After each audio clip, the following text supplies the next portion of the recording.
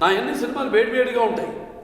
అంటే larger than life చూస్తారు సినిమాల్లో, ఈ పొట్లాట్లు గోడవలు ఇవన్నీ బాగా ఎక్కువ ఉంటాయి. కాబట్టి ఈ యొక్క ఏదైతే నన్ను భోగి మంటలకి అదే తోడు నా సినిమాలు కూడా బాగా వేడి పుట్టించే సినిమాలు. కాబట్టి సంక్రాంతికి విడుదలైన సినిమాలన్నీ కూడా అంత ఘన విజయం సాధించాయని నేను అనుకుంటున్నాను. అంత ఘన విజయం సాధించాయని నేను అనుకుంటున్నాను. లాస్ట్ పొంగల్ బాబీ గారు ఒక సినిమా రిలీజ్ చేశారు. సో ఈ పొంగల్ ఆయనతో వర్క్ చేయడం మీకు ఎలా ఉంది అండ్ ఆయనతో వర్కింగ్ ఎక్స్పీరియన్స్ ఎలా ఉంది సార్? ఏదన్నా ఒక సమిష్టి కృషిని నమ్ముతాను నేను ఎప్పుడు. సమిష్టి కృషి దాని ఫలితమే వాళ్ళ ఈ యొక్క పిక్చర్ డాకు మహారాజ్. ఈ క్యారెక్టర్ త్రూఅవుట్ కనిపిస్తే బాగుంటుంది మా హీరో అని అమ్మాని అనుకుంటాను. అట్లాంటిదే ఆదిత్య తీసేసారు 91లో చేశారు. అంటే 91లో చేసింది ఇంకా నా మైండ్లో గుర్తుందంటే అది మరి అభిమానులు అప్పుడు కోరుకుందేవాడు. సినిమా అంతా గెటప్లో కనపడితే బాగుంటాను. సో వెంటనే ఒక అటువంటి గెటప్తో ఒక సినిమా మొదలు పెడదాం అని నేను డైరెక్టర్ గారు మళ్ళీ అనుకున్నాం. అక్కడి నుంచే ఈ డాకు మహారాజ్ అన్న ఒక మంచి నేపథ్యాన్ని ఎన్నుకుని, అంటే మా సినిమాలో మెసేజ్ ఉంటుంది.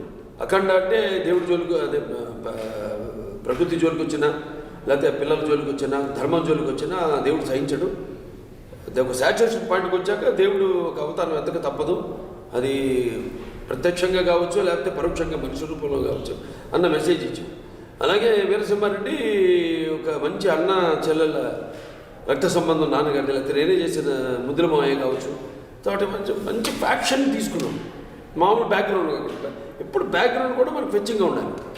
అలాగే ఈ సినిమా కూడా ఆదిత్య తీసిన గెటప్లో ఇచ్చి ఒక మంచి బ్యాక్గ్రౌండ్, ఒక డెజర్ట్ని తీసుకుని దాని చుట్టూ కథను అల్లడం జరిగింది. ఒక మంచి మెసేజ్.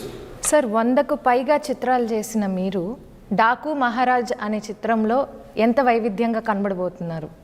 ఎంచుకుందే అదే దృష్టిలో పెట్టుకుని కొంచెం వైవిధ్యంగా ఉండాలి. ఏదైనా ఏ సినిమాకి పోలిక లేకుండా ఉండాలి. పాత్రలు చేసే పాత్రలు కూడా అలాగే ఉండాలని నేను ఎంచుకుంటాను. కాబట్టి డెఫినెట్గా డిఫరెంట్గా ఉండేది, వైవిధ్యంగా ఉంటుంది. మంచి మెసేజ్తో అండ్ మంచి గెటప్ ఉంది మీకు అందులో. అవును సార్, బ్రహ్మాండమైన గెటప్. అసలు టీజర్ చూసి మేము అందరం నిజంగా షాక్ అయిపోయాం సార్. ఎవరు ఎక్స్పెక్ట్ చేయాలి దాకా ఎవరు తెలియదు. ఎందుకంటే ముందు టైటిల్ మనం అనుకున్నప్పుడు టైటిల్ సపరేట్గా అనౌన్స్ చేద్దామన్నాను, నేను ఆపాను. లేదంటే టైటిల్ సపరేట్గా అనౌన్స్ చేస్తే టైటిల్కి విలువ ఉండదు. అది ఆ గెటప్తో అనౌన్స్ చేస్తేనే ఆ టైటిల్ పడుతుంది. సో కాబట్టి మనం టీజర్తోనే టైటిల్ అనౌన్స్ చేయడం వల్ల ఇంత మంచి యాక్సెప్టెన్స్ ప్రేక్షకుల నుంచి వచ్చింది.